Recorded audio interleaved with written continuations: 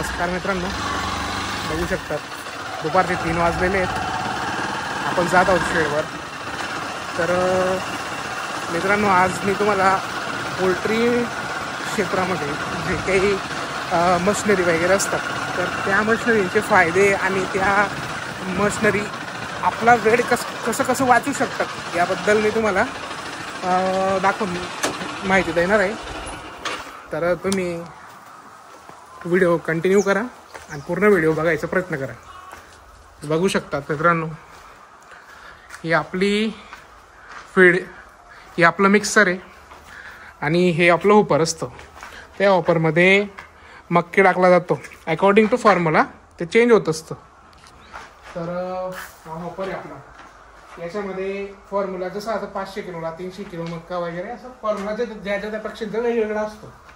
इथं टाकलं की या कन्व्हेअरद्वारे ते शक्तीमधून ग्राइंड होऊन ते या मिक्सरमध्ये पडलं जातं. या मिक्सरमध्ये बऱ्याचशा गोष्टी त्याच्यामध्ये मिक्स होतात, जसं की मार्बल, DOC, DORB या भरपूरशा गोष्टी याच्यामध्ये मिक्स होतात. त्यानंतर आता विषय असा असतो, आपण जर या गोष्टी ग्राइंड करायचं म्हटलं तर ह्या जर मॅन्युअली आपण ग्राइंड करायचं म्हटलं तर याच्यामध्ये जवळजवळ आपल्याला अर्धा ते 1 तास लागेल. आणि हीच गोष्ट जर आपण ह्या मशिनरीद्वारे करण्याचा प्रयत्न केला तर हे फक्त 15 मिनिटाचं सुद्धा काम नसतं. तर तुम्ही बघू शकतात याच्यामध्ये वेळेचा डिफरन्स किती आला. या गोष्टी आपल्यासाठी किती फायदेशीर आहेत. पण आणि काही गोष्टी आता म्हणायला गेलं तर या गोष्टी जेवढ्या आपल्यासाठी सोयीस्कर आहेत यांना मेंटेनन्स पण तेवढाच बघावं लागतो.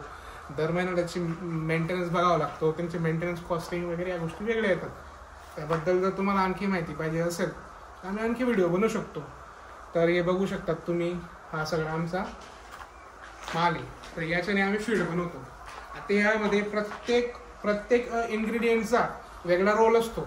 मक्याचा वेगळा रोल असतो, DOCचा वेगळा रोल असतो, DORBचा वेगळा रोल असतो आणि 5% वेगळा रोल असतो.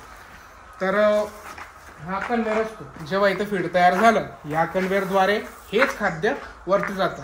आणि वरती पण आपली एक स्पेशल ट्रॉली असते जी आपली फीडिंग करत असते. तर या ट्रॉलीचा सुद्धा असा फायदा असा असतो, जर आपण वर्करांना सांगितलं की जा बाबा खाद्य टाक, त्याच्यामध्ये काय होत असतं, वर्कर खाद्य टाकतात पण प्रत्येक गोष्टीचं एक माप असतं की या पक्षीला 60 ग्रॅम खाद्य पाहिजे. मग ते 60 ग्रॅम खाद्य पर बर्डला तर माणसं मोजू नाही शकत. पण हेच जर काम आपण ट्रॉलीद्वारे करायचं म्हटलं तर पर बर्डला 60 ग्रॅम खाद्य भेटतं म्हणजे भेटतं. मॅनमेड एरर तिथं येत नसतात. आणि माणसांना खाद्य टाकायचं लावलं तर त्या गोष्टीला अर्धा 1 तास कसाही जाणार आहे. पण हेच जर आपण बघायला गेलं तर खाद्य हे फक्त 2 ते 3 मिनिटात टाकलं जातं. तर या टेक्नॉलॉजी आणि ऑटोमेशनचा हे असं काही फायदा असतात. आता मी तुम्हाला थोड्या वेळापूर्वी जी काही माहिती दिली पोल्ट्रीच्या इक्विपमेंटबद्दल, आता त्याचनुसार पोल्ट्रीचा फीड कसं बनवलं जातं. आता पोल्ट्रीच्या फीडमध्ये जे काही फॉर्म्युलेशन्स असतात त्या फॉर्म्युलेशन्समध्ये 5 ते 6 प्रकारचे इन्ग्रेडियंट्स असतात. तर ह्या प्रत्येक इन्ग्रेडियंटचा एक मेजर रोल असतं फॉर्म्युलामध्ये. प्रत्येकाचा एक विशेष महत्त्व असतं. जसं की प्रायमरी रोल असतो की हा प्रायमरी सोर्स आहे आपला मक्का. तर या मक्क्याचा रोल असा असतो की याच्यामध्ये जे इसेन्शियल फॅटी ॲसिड्स असतात त्याची जी भरपाई असते पक्ष्यांना ते हे याच्यामुळे होत असते.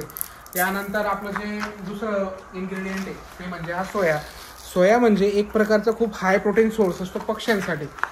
त्यानंतर आपली जी DORB असते याच्यामध्ये जे काही हाय न्यूट्रियंट्स असतात त्याची जी भरपाई असते ती याच्याने होत असते. हा एक न्यूट्रियंट्सचा खूप मोठा सोर्स मानला जातो.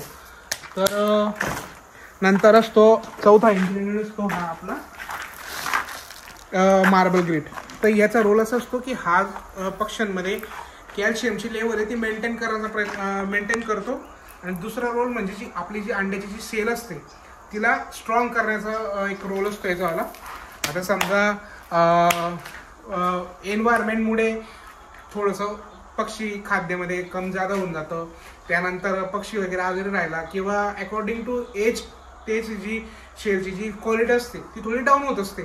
तर आपण ती भरपाई काढण्यासाठी आपण हे औषध वापरत असतं कॅझॉलचं. तर याच्यामुळे काय होतं की जी आपली पक्ष्यांमध्ये जी कॅल्शियम लेवल ड्रॉप झालेली असते ती याच्यामुळे रिझॉल्व होत असतं. म्हणजे जी काही अंड्याची क्वालिटी असते ती याच्यामुळे बेस्ट होत असते. आणि आणखी एक म्हणजे एक सगळ्यात महत्त्वाचा रोल म्हणायला गेलं, एक महत्त्वाचा इन्ग्रेडियंट म्हणायला गेलं तर हे 5% कॉन्सन्ट्रेट.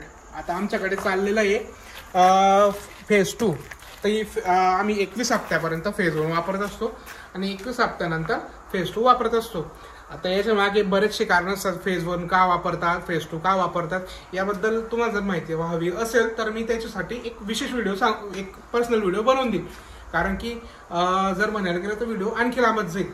तर मित्रांनो, तुम्हाला पोल्ट्री इंडस्ट्रीबद्दल जर तुम्हाला आणखी असे व्हिडिओज पाहिजे असेल तर तुम्ही या चॅनल सबस्क्राईब करा, लाईक करा आणि जास्तीत जास्त लोकांपर्यंत पोहोचवण्याचा प्रयत्न करा. लक्षात असू द्या, जाधव डेअरी इंडस्ट्री.